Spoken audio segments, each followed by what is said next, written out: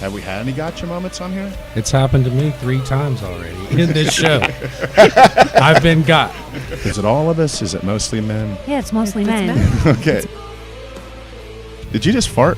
All right, everybody. Welcome to the Jason Hedrick Show. We have a few of these under our belt now. Congrats, Kurt. Did you just fart? Sorry. Was that for real? Did you make the noise or did you fart? I did. Was it real? No. Okay, because I was just going to give you props for the timing. I thought if you seriously delivered a fart like 5 seconds into the show, you were my hero, did. dude. I mean, you fooled me a little bit, but I was really impressed. I have a guy I work with. This is no bullshit. You can ask anybody that can verify this. I work with. The second the elevator doors close, he can fart on cue every time, and I just laugh every time. It's funny. I'm like, that guy's fucking talented. How can I not laugh? It's just so I thought you just pulled that off. I'm looking at Kurt, and I said, and you look like you farted. Okay. I thought he was going to blame it on Mr. Pickles. Yeah. Well, you thought I was going to take this out? This is gold. Okay. Anyway, got me derailed 5 seconds into it. Couple of my guests. Let's start with Steve King. Hi. Hello. Matt Gordon. Hello. Steve, at least high school. Did we know each other before then? I don't think so. Yeah, we kind of knew the same people. And then we went to high school together. I've known you ever since. Kind of still in a roundabout way, cross paths, playing poker, things like that. Matt, knew you kind of out of high. I knew you played sports against you in high school, and then we really met at Round Table Pizza, and we had some crazy times at Round Table. Steve, tell us a little about yourself and what you do. I'm pretty much lived in Visalia my whole life, but I've been a traveling contractor a big part of that time. I pretty much have handled an area from, let's just say Hawaii to Colorado, but I predominantly work in the Northwest when I'm not in California. So I do travel quite a bit, but I always call Visalia home. Right on. Matt? My name's Matt Gordon. Hi, Matt. I'm here on the Jason Hedrick Show. Lived in Visalia most of my life. Most of my family and friends are all from here. I've known you for a long time, and like you said, we worked at Round Table together. I think we could do a segment on stories from that place. Good time. Yeah, one of my favorite. I don't know if it's a good story for the podcast. It might not be that exciting, but one of the other employees and I were playing pranks on each other all night, and so you guys, the rest of you, were just watching us play pranks on each other, and it kept ramping up. So we just one up each other and one up each other. So finally, it's gone on for a long time. So I start spreading the word to all the people I work with that I'm going to have my buddy call in. And this other guy's name was Garth. I said, I'm going to have my buddy call in and ask for Garth and tell him his brother had been in a car accident. And you guys are like, dude, that's not very funny. I think that's too far, basically. Right. So you guys are all trying to talk me out of it. But you can't talk me out of it. So I have my buddy call in. The phone rings. Garth answers it. Totally looks distraught. Our manager comes running over. She's all, Garth, it's just a joke. It's just a joke. He's not listening. He's like freaking out. His brother's been in an accident. She's always just a joke. Jason just took it too far. His buddy called in, so Garth turns on me. We're right back there in the kitchen making pizzas, and you're up at the front at the register. It's a long story. And Garth turns to me and he's like, is this really a joke? And I said, yeah, and I'm laughing and joking, and he gets pissed and he starts screaming at me, and I'm trying to calm him down, but he won't calm down. So he starts hitting me. So I go, well, let's go outside. So me and him go outside and we start fucking punching each other. Well, we were playing a joke on everybody else, me and Garth. Garth was in on it, but we turned the tables on the whole crew and made you guys think that I did that and that we were really fighting, and we were punching the shit out of each other, but not in the face. And this is my favorite part of the story. Matt's at the register, and this all hell breaks loose back in the kitchen. Then we go outside and we're beating the shit out of each other. Matt has a line full of people, and Matt's just sitting there and he keeps turning back and he looks at us and he's just sitting at the register and he's turning back, looks at us. He gets to the customer. He's all, can you wait just 1 second? And he turns around, he runs back out full speed and breaks us up in a fight, and we all start laughing, and we were in the doghouse for a while. Anyway, that's my Matt Gordon story. Every show I try to get the guests to kind of go together, and for the most part I've done pretty good about that. My idea for the theme of this one with you guys is you're not real political people. Like, neither one of you post anything political.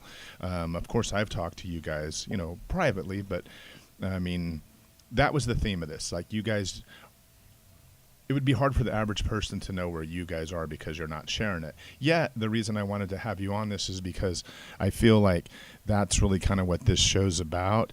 It's like there's so many people that are probably listening. I mean, sure, you have your group of people, maybe everybody's wall's different, but maybe you have 5, 10, 15, 20 people that are pretty much your main players and providing you all the dialogue you see on a day-to-day basis. But the bigger crowd out there is all of the people that just read along and follow or listen to this or listen to whatever they listen to, but never say a word and don't even reveal themselves. So that's kind of what I wanted this show to be, was maybe to get inside the head of some of you guys that are just mostly just the watchers and aren't real, active on sharing the political stuff. Do you think that's a fair assessment of both of you, first of all, Steve?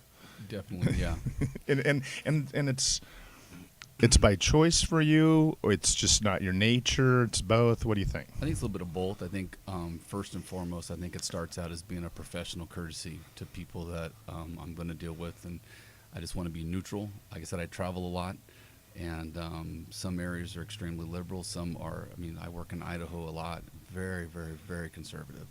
And there's a real good mix of everything, and so I've always been kind of neutral in that regard. That's pretty much why I stay pretty quiet online and talking to most people. Yeah, good reason. Matt? Yeah, one-on-one, I think I'm open to talk about politics because I think I'm more in a, it's the right conversation. I don't want to, as of online, I do read. I like when there's active debate going back and forth, like some of your forums that you have. I think that is it's good to get people to see both sides and talk about how can we fix things and how can we make things better. I think through conversation that's great, but I stay away from it. I'm like Steve, I'm pretty neutral. Not a very political person, but I do have my views, but I do keep them mostly to myself. And for me, I've kind of got burned out on Facebook. Like if you look at my back on my wall, I'm definitely not. Pretty much, I'm in the middle of Musical March Madness, which is like a staple of my wall. That was easily replaced. You get your mouth on that, and off of that. That's what he said. So yeah, the Gordon Lightfoot NIT, almost. But I like your spunk.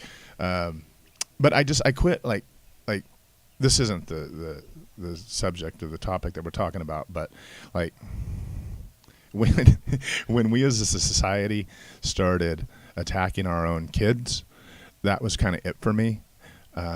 It was kind of the straw that broke the camel's back. I was like, we're not really interested in really having a discussion or even trying if we're turning on our kids. So that's what it was for me. So why I wanted this show is my frustration was from the multitudes of people that are just like you guys, the people that you represent, that for all of this time you've never said anything, and certainly I know why, and I understand my liberties and to be able to be a little more outspoken, to push the envelope a little bit, because of my job, I'm sure, and just because of my life, not even just having kids, because of my job and stuff. I understand I'm a little more free than most people, but still, I feel like one of the reasons we're at the spot we're at, society-wise, and you guys can talk about that, wherever you think we are, but I feel like because so many people didn't say anything, and I don't know what it was they were supposed to say or what they were supposed to do, but I felt like just the average good people like you guys are a perfect example. You're everybody. I mean, you guys are just everybody out there, and you're what we want in people. You're good, positive people with good families, with good jobs, but you weren't saying anything. And I understand the reasons you weren't saying them, but do you think that we need less dialogue or more dialogue from your guys' crowd? Steve? It's kind of a difficult one to get into, and I think the main reason that it becomes difficult is part of the problem is we're not talking about it.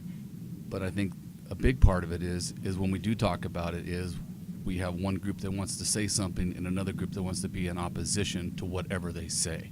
It doesn't matter what's said. It's simply one side against another side.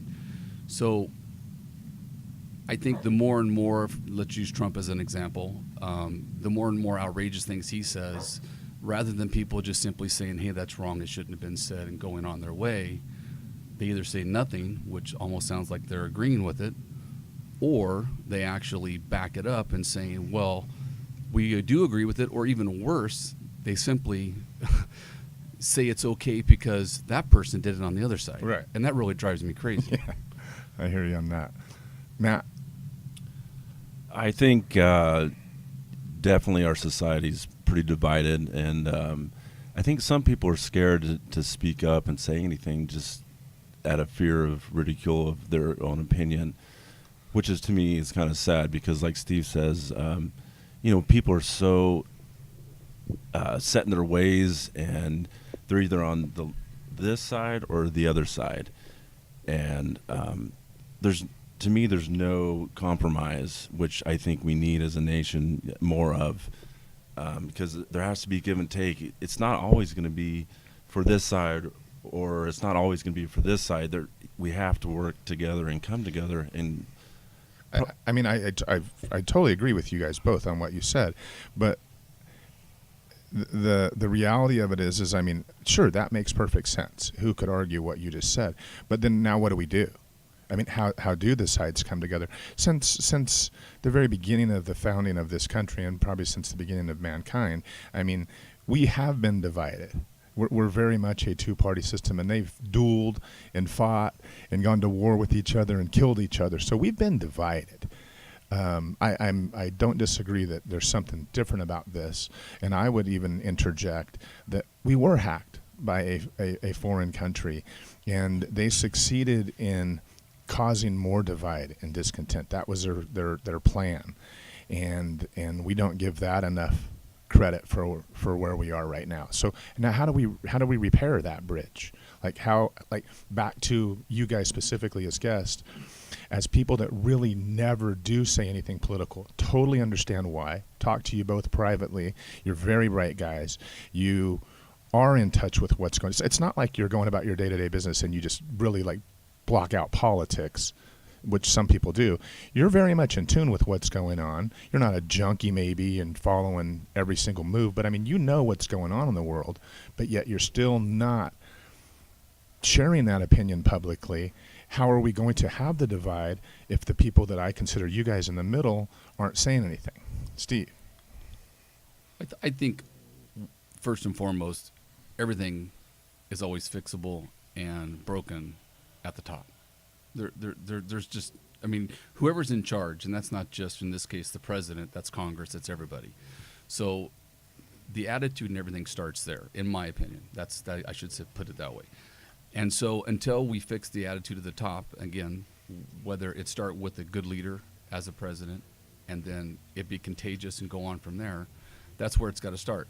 Because right now the divide is up there, and I think there's a lot of people that are just kind of following suit with what they're doing rather than feeling that they have hope. They're just kind of going, well, I just want to kind of continue their conversation.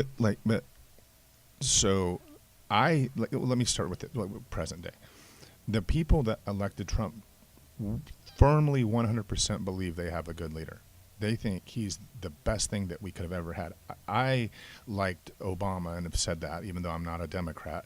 I very much liked Obama at the time, and it's really easy for me to say how much now that I liked him with what's going on now. So I think we had a great leader.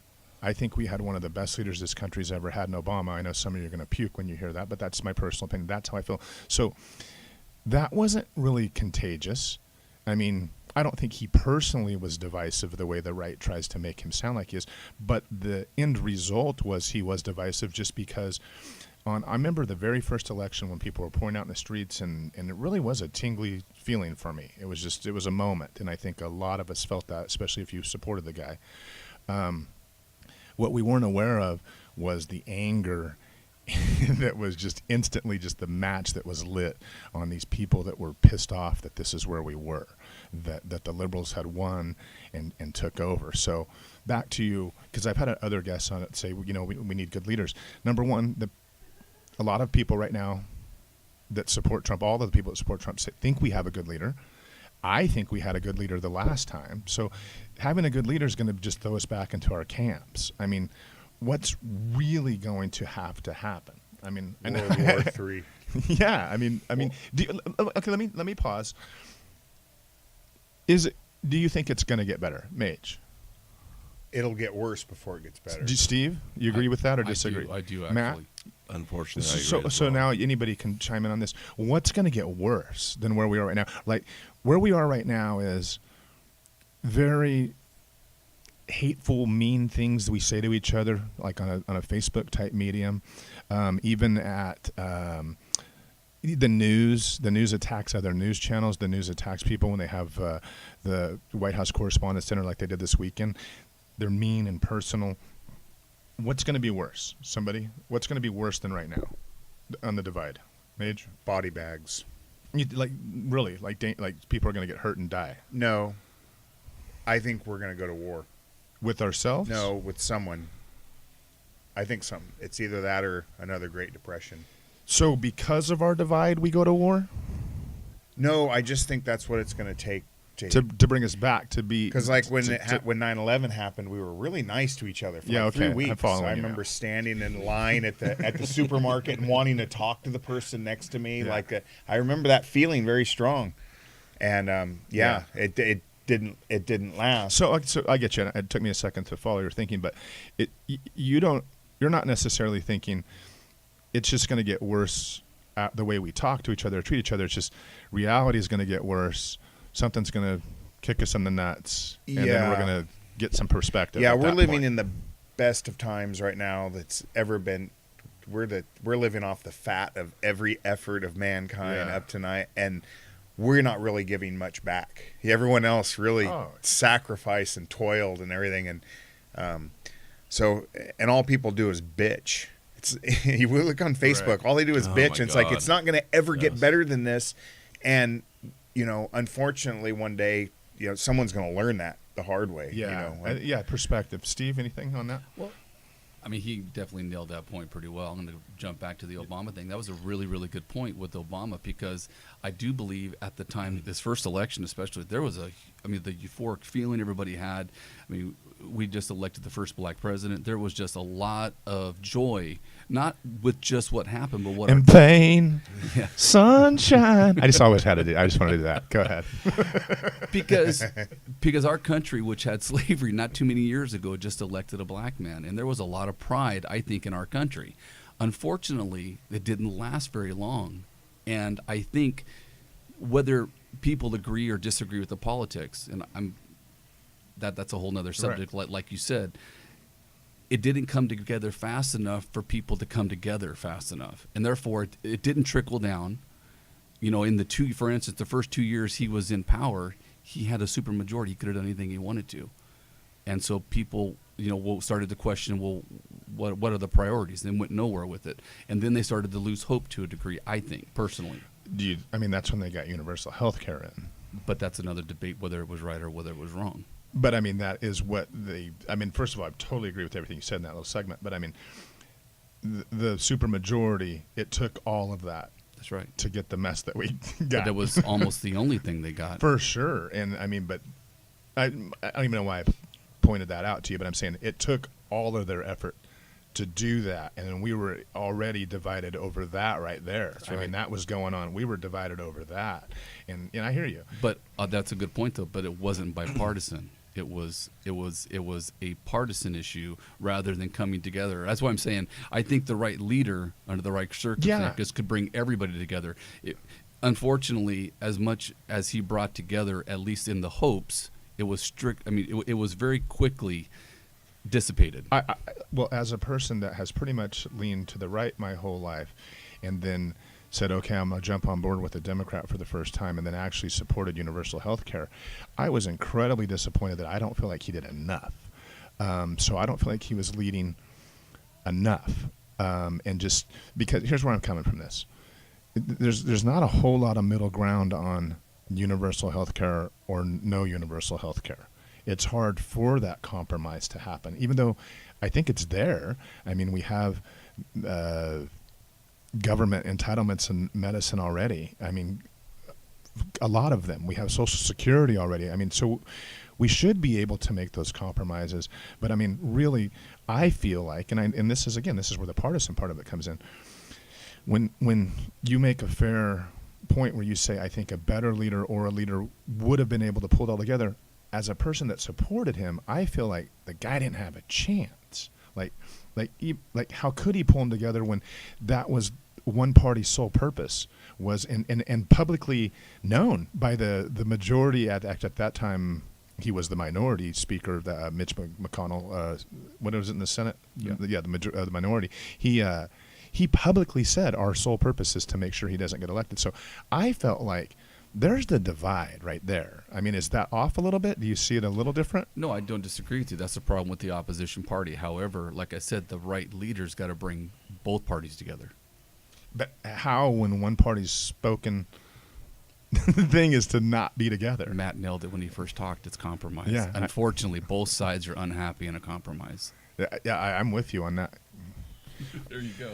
Okay, I don't know if this can be a good segue or not. We took a little break, which we do a lot, but sometimes we just roll it right over. But our first topic, believe it or not, was supposed to just be Trump.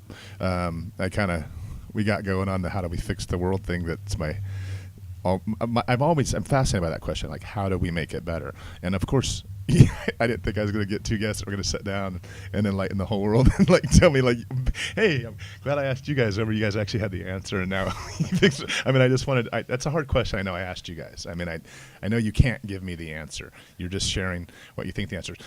But my original topic was supposed to be Trump, and I hate to always start off with him, but it doesn't matter. Like, if I talked about North Korea or if I talked about anything else, school shootings or something, I mean, eventually Trump's going to come into the equation. So let's just get Trump out there from the beginning. We'll say what we have to say about Trump, then we'll talk about other things.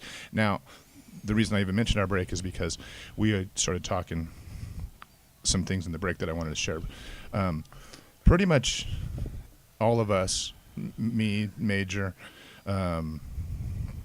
our sidekick Brian, even Kurt has a crazy story how he's a registered Republican. I mean, we've all been Republican at some point in our life, and either we're not anymore or we don't identify with them or whatever. So, Steve, you still are registered Republican, still Yes, that's Republican. correct. Now I'll get more into that second. Matt, you pretty much have been Republican your whole life, kind of feel like you're not really there That anymore. is correct, yes. Me and you know each other, so I know where you're at, but I mean, we're very similar Yes. as far as that. Just kind Absolutely, of yeah. feel like, anyway, I've gone over that. If you know how I feel, Matt's kind of in that camp. So, Steve, I mean, for me, when I was a registered Republican, the reason I finally left is, for me, it was Sarah Palin. And there was obviously was a zillion things, but I was just, eventually I said, fuck it. I mean, they don't care about me. And I don't mean that in the, way that some people mean it when they're talking about politics. I just literally meant I'm not the demographic that this party is worried about. They don't care. They're not aiming anything at me at all. And I'm not even talking their policies and things like that. I'm just saying they're not talking to me. And they're pretty much, the way I took it was they just assumed I had no other choice but to vote for their candidate, since I've done that my whole life. And they were audacious enough to even just say, we know you'll vote for us when we put a buffoon in the position of vice president. So that was it for me. Now we've got to the point where it's Donald Trump is won the Republican nomination and then is now the president of the United States.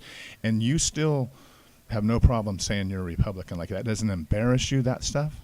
Well, first, I didn't vote for him. I didn't support him. Right. And that was, believe me, with other family members and people that are, I'll put the air quotes up there, Republicans, they thought that I was just giving a vote away.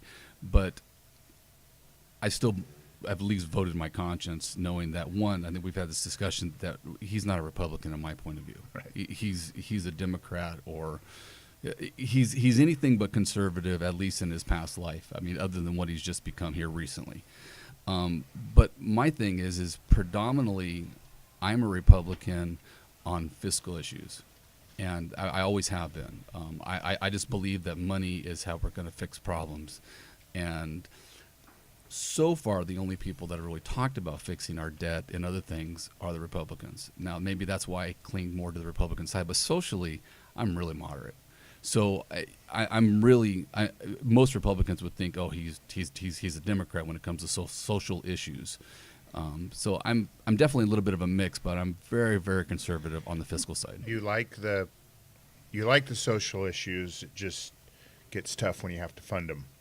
No. That's well. My problem is I have no problem. Well, maybe I'll word it this way. Our problem is we need to figure out a way to pay for those social issues, and I think having the discussion when we're so far in debt is very difficult to do. Everyone just wants to keep spending. So, and again, I'm not saying they have a solution for it. It's just at least they want to talk about it. Now, that's a political issue a lot of times, how you want to raise the money or get the money, or how we want to save the money. That's really another topic that would be a great discussion to have in the future. But my thing wasn't even to question your Republicanness. First of all, in my own personal experience, people that I know that are totally in your spot, where like you're a business owner, that is the plight that I think has the most credibility when I hear people knock the government's role in our day-to-day lives, and not at your level by any means, but I, at a very small sliver, had part of a business, and just to open a restaurant, just the licenses and the fees and the hoops you jump through, it's just incredible. I mean, it's just mind-boggling. So I know, like, business owners, when they talk about regulations and taxes, and I mean, I think it's real, and I think that the people that do pretty well for themselves financially, you're not what we would call rich by any means, and I'm not like specifically speaking at you, I'm just speaking in generalities. But the people that own a business and pull it off and do pretty well and make a good living by most of our standards, I think those people get pounded more than anybody else in taxes. And I know those people, like when they're bitching, and I have my friends that have more money than me, when they're bitching, I don't think, oh, they're just bitching because they're Republican. I really think they feel it. I think the average person is just bitching because they're told to bitch, and they're fed the stuff to complain about. But I do think the person that owns a business and makes a little bit more money than the average person, I think they're getting hit hard. So I understand, like, the conservative is a better word. But, like, I guess what I'm asking you is, like, you're not afraid to still say you're a Republican. Like, I left them. Like, they embarrassed me at some point. So now that they have claimed Donald Trump as one of their own, that's you're just like, okay, whatever, you're going to ride the storm out. I mean, not going to bail on it. Unfortunately, I believe that's kind of the way that I feel right now. And the sad part is we have a two-party system. If we could all bail to a third party, really, and have it be meaningful, I think it would be unbelievable how many people would.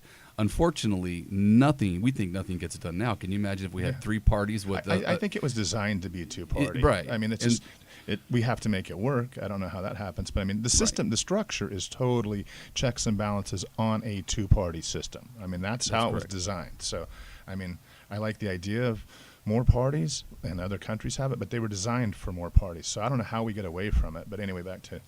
No, you're right. Yeah. Honestly, that's really probably the biggest problem with people like myself. The Republican Party doesn't suit me very well, but it probably suits me slightly better than the Democratic Party. So I keep saying that I felt embarrassment. Do you feel embarrassment at all? I think if there's anybody in this country that really, to a degree, I don't care how supportive you are, is not at least embarrassed by some of the stuff that's done, they need to reevaluate. But I mean, themselves. as a person, like I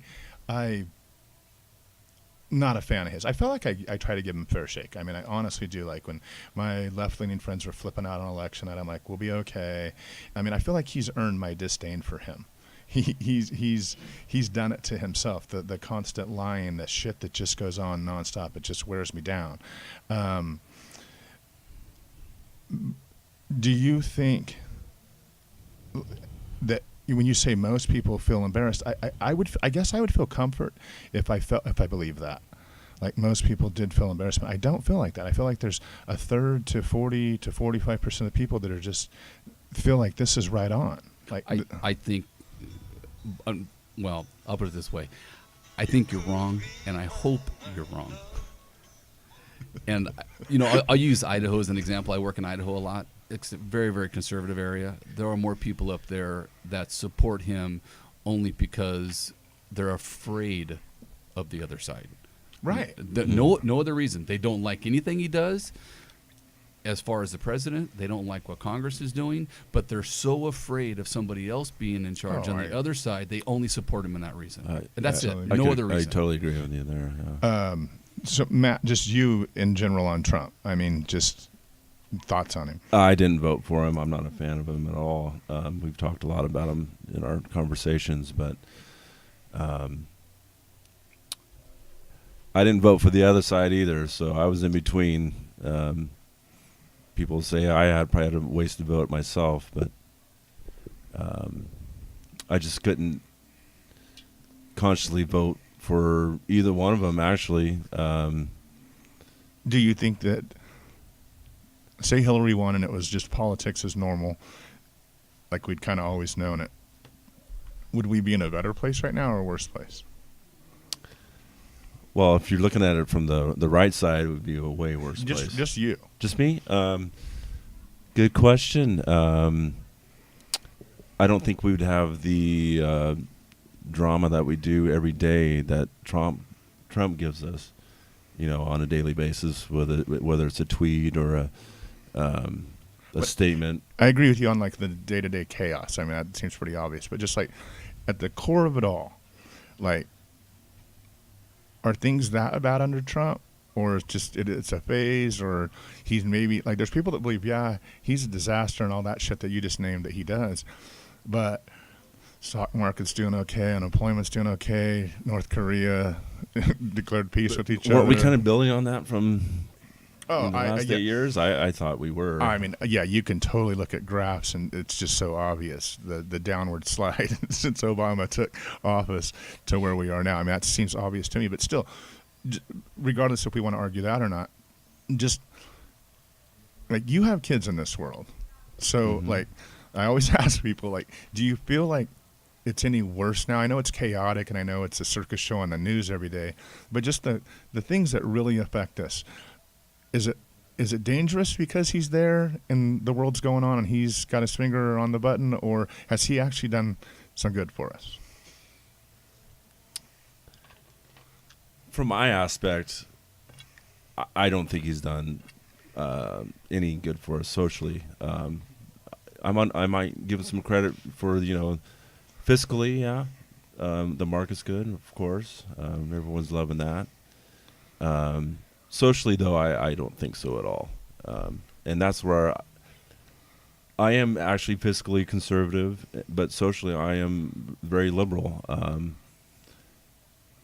I believe that, everyone has a right. I believe that some of the right guy, say Trump, some of the things he says when there's controversial social issues, he can be say some very nice things. He doesn't. He's not helping the issue. I don't think so. Yeah. At all. I think he's just throwing gas in the fire. And so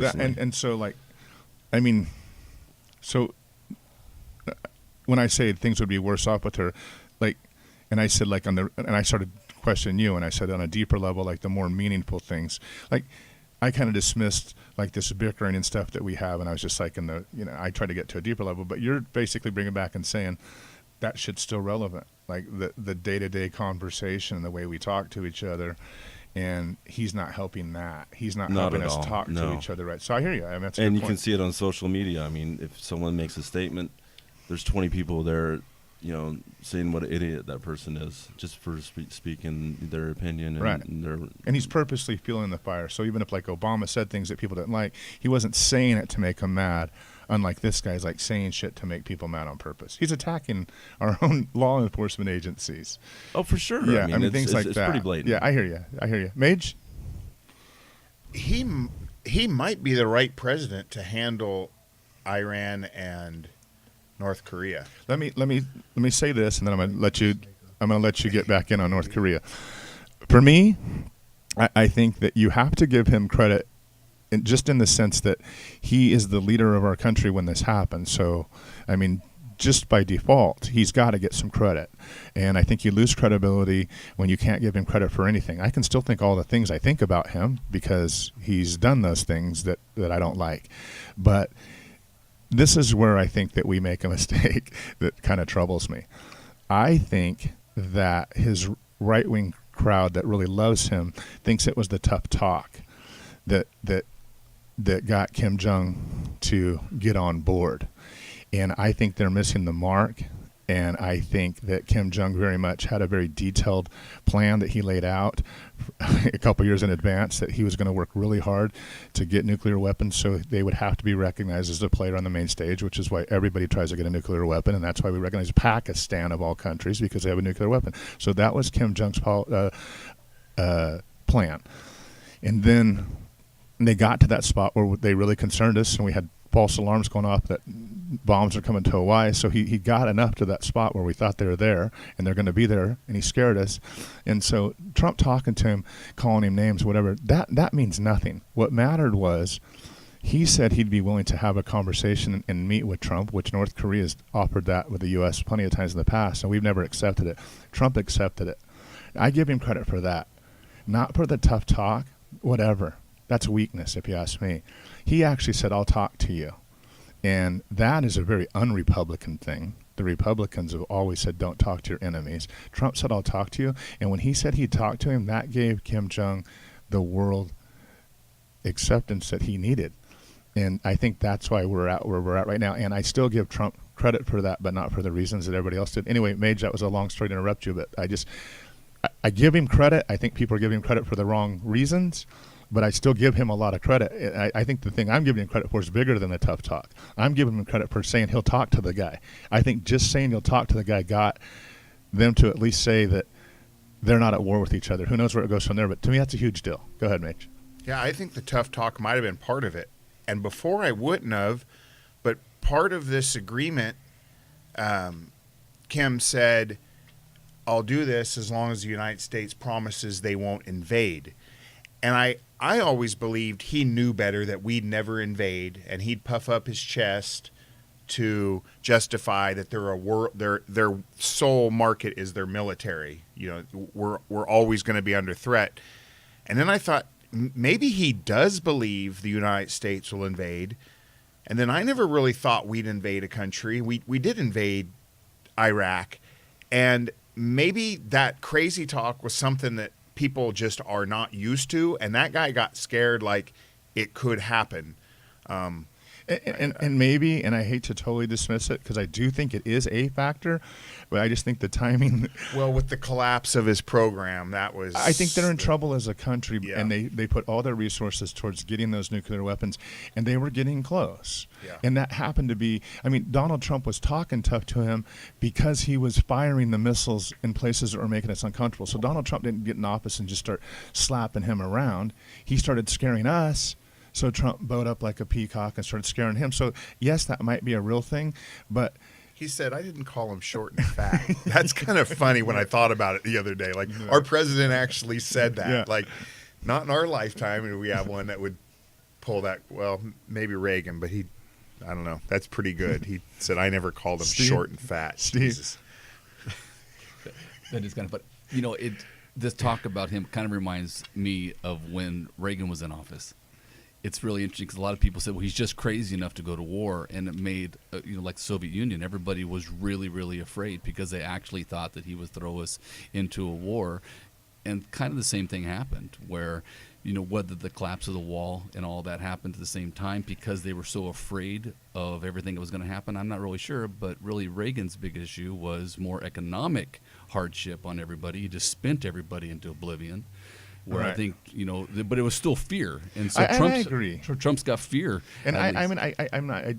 I agree with you that is a factor. I think the other things have lined up more perfectly, but still, even at the heart of it all, I still think he does got to get the credit. Like if Obama was president and North Korea and South Korea agreed to end the war, I mean, it would be all we'd be talking about on the news.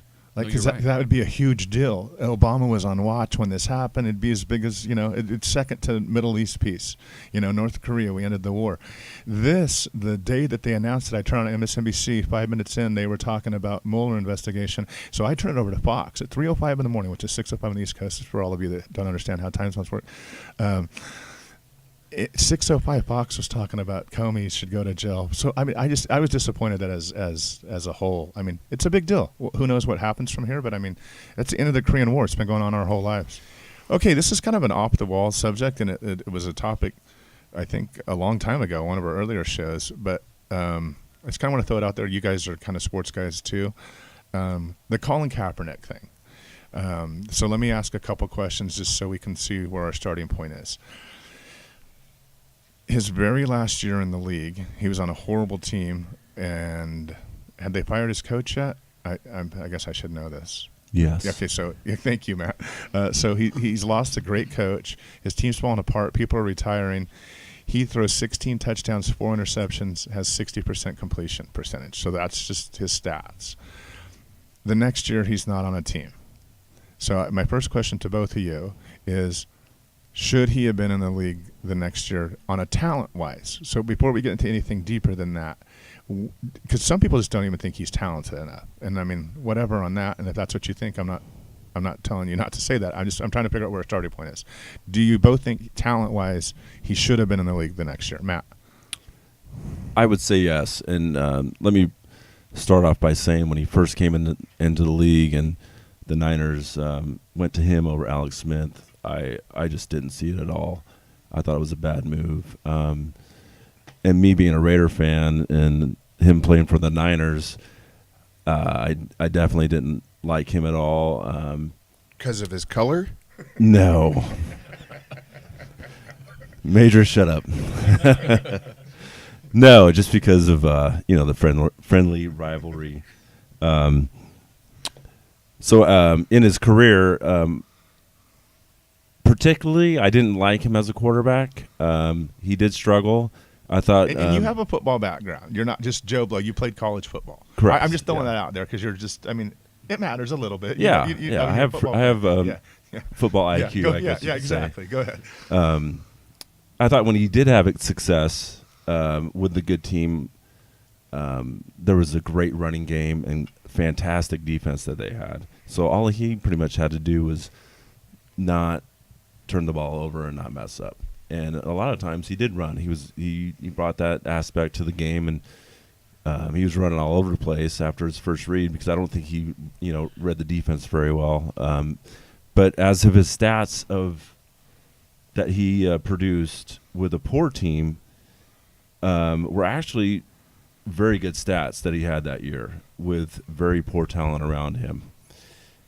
And then not being hired the next year, I think. I hear you. You're not a huge fan of his. You think he has weaknesses as a quarterback. But your question was, did he have pure talent to be on a football team that next year? Absolutely. Okay, if so you look at the agree. talent around Steve? the league, yes. Yeah, definitely. He should have been somewhere. Okay, so now that because not everybody starts at that spot.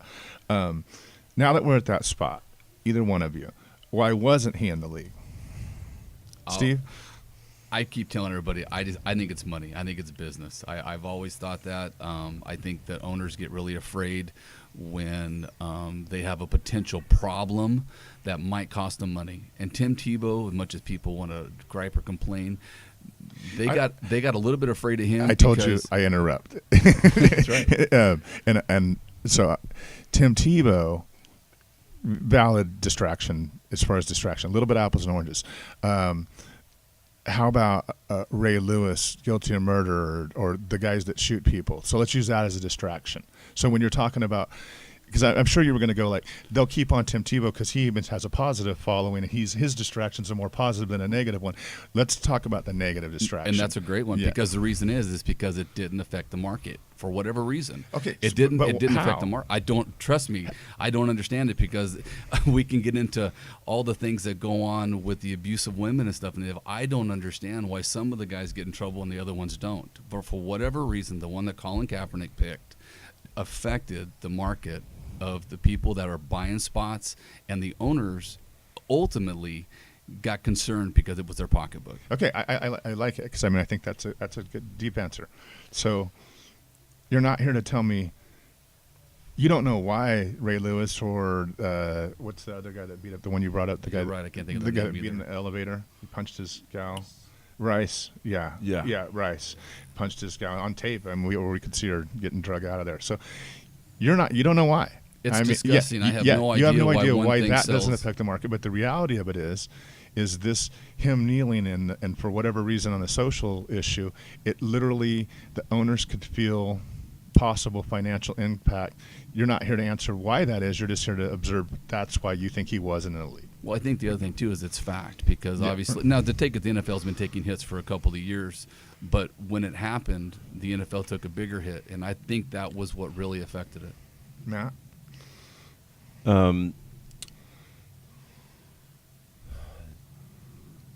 take your time. I had a brain fart because I had it all set up. You'll think of it in a second too. Yeah. Well, so let me ask you this, and you probably think of it when I'm asking. So I like that. I like what you said. But do any of us? Let me ask this, and I'll turn it over to Matt. Do any of us think it's still other reasons besides that? Go ahead. Okay, Matt. I got it back. I think most people portrayed it as an anthem protest, and he said from the beginning it is not an anthem protest. He even asked a special forces person, "How do I protest in a respectful way during the national anthem?" And he was told by this fellow, "This is how we do it." Right. That's what I was told, and that's what I heard, read, and saw on the show. So I think most teams didn't pick him up the next year just because of the backlash that he got and the Niners got. So I think they just saw how society was going, and there was a lot of boos in the stadiums and this and that, and there has been some downfall, I guess, in the NFL. But yet you look at the ratings on the TV, and the top shows in the fall most of the time are Monday Night Football, Right. Sunday Night Football. So I don't know who's maybe It's going to have its ebb and flows. it will. I mean, and it's especially the more nights it tries to reach out to. Sunday night, Monday night, Thursday night. I mean, it's going to have its ebb and flows, and there's competition from a lot of networks, and then a lot of other things that aren't even networks. But getting back to it, I think most owners and coaches didn't sign him just because they didn't want to, even though he's very talented and they probably could have helped their team from what the talent they had on the team. They're like, you know what, we're just going to stay away from it. But we don't want to have to deal with issues. What's confusing to me about that he brings is getting to the financial part of them being business owners, because that's what they are. They just play a game to make their money, but I mean they are shrewd business owners. That's what trips me out. It's like, okay, say we'll see a draft where there's a Randy Moss in the draft, and 17 teams will pass on him because they don't want to invest in that risk. They're afraid to. It's a lot of money, and that's risky. But eventually, out of 30 owners, someone will, right? I mean, there's just somebody, Someone will take you're that playing chance. that game where I'm not going to do it, but then somebody does it. It's like we play a lot of poker. It's like when you wanted to call a hand, but you don't, and you fold, but then you still get to see the flop in the river, and you didn't want to see it because you're not in the hand. Right. You didn't want to see how you just wanted it to be over. That's how it is when you pass on a Randy Moss. I'm just using him, but I mean, like, then you get to see he has a great career, and you're like, that could have been me. So I guess what trips me out in this is I can't believe that out of the 30 owners that someone just didn't see that as a financial risk, even if he had some of the social issues and the ticket sales.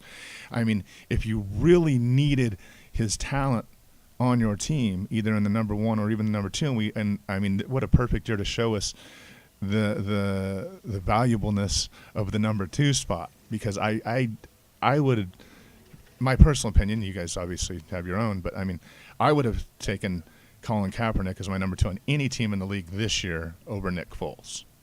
I mean, I didn't think highly of Nick Foles, and now Nick Foles is the Super Bowl MVP. So I mean, the number two spot is important. I'm just surprised not one owner cracked and said, "Fuck it, I need this guy just from a talent wise, he wasn't going to be super expensive, even if he had some negative pushback. So I guess that's the thing that makes me question: was it just a little deeper than the finances? I think in the proper city, it could have worked for him, depending on what city. But he never got anywhere. He never got. He's gone out a whole year. I mean, how did that kind of talent?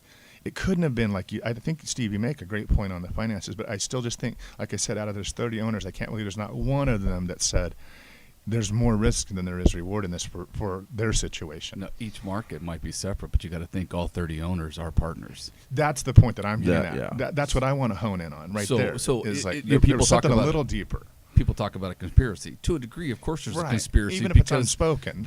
Because they all do affect one another, and they all know that. So out of respect, if let's just say 20 owners don't want them, the other 10 that might would respect that because they may need that support later. That's really what I was trying to get on it. So even though the first point you made was awesome, and I think it's a great way to look at it if no one ever thought of it that way, but unfortunately, it still gets down to money. But there's still their respect for them and their ability to all make it in the long run. Right. Yeah, it's still money. It's like they don't just respect them to respect them. Right. They respect that they're all in this business together, right. and they're not going to rock the boat of the business. So when people say, and I hear a lot of people that really take it to the extreme that say there was this huge conspiracy. No, that's not how it works. That's not how it works. Like, I hear that kind of shit all the time, like, oh, the cops need their quotas and stuff. That kind of stuff doesn't go on. There are implied things that get you to go that route. No one says you have a quota. You just get, you're getting recognized for doing work if you go out and get a lot of tickets, and you get rewarded for doing those. And there's no quota. It's the same thing. Like, it's a little bit apples and oranges, but I mean, no one says, hey, don't hire Kaepernick. It's just this implied thing when enough of them get to a spot. I think it's that time in the show where each person's responsible to do a Bill Cosby impersonation. Matt, you go first. Don't blow this. Let me give you a pudding pop. Oh, this is great. I want some Jello pudding. That's horrible. Steve. I can't even think what he sounds like after listening to that. Because Matt kind of stole mine. Because everyone wants to go to the pudding. I want a pudding pop. Major. It puts the pudding in its mouth, or it gets the chloroform again. Yeah, that was good, Mage. That's probably going to be hard for me to listen to because, I mean, that was on the spot. I thought like Jello pudding, then he said it, and then I couldn't even do it. So it's probably going to take over the most painful thing to listen to on the podcast since you said Providence. Yes. Yeah. Let's hear it. You got a mic over there? Hey! Oh my God, this is what we've got to. All right, I just want to say thanks to my guests, Steve and Matt. Matt, he'd always said he wanted to come watch one of these. The last one, I was really sick. I didn't invite him, but then when I said I need some guests, he didn't even ask to be a guest. He just said, I want to come check out your show, and I talked him into being a guest. And so thanks a lot. And hey, thanks for having us. Yeah, and Steve, I mean, I knew you were always on my little secret guest list that I had going, and when he stepped up, you were a good match for him. Thank you, I appreciate it. So I mean, and to any of you, I mean, I get way more no's to the show when I ask people, and I get the same response. Oh, it's out of my comfort zone. I don't know about. Of course, it's out of your comfort zone. It's awkward. It's something you haven't done. It's super chill, right? For sure, yeah. But it's like it helps being sitting around friends. Totally, we're just sitting around a table and we're just talking, and it's so low key. No one's ever lost a job. No one's ever got a death threat. So many people are afraid to come on here, and they feel like, oh, well, I'm not, I don't know about this, or I don't know about that, or I couldn't be a guest, or I might get in trouble. I mean, that's just all stuff that you're making up in your own head to not do it because, I mean, you don't have to be prepared. I used to come over here prepared as the host, and I don't even do that anymore. I have like 2 or 3 things I know I'm going to talk about, and it goes from there. And so I know the guests get nervous, and you guys said you'd do it. You did it. You guys were a great guest, and thanks everybody. All right.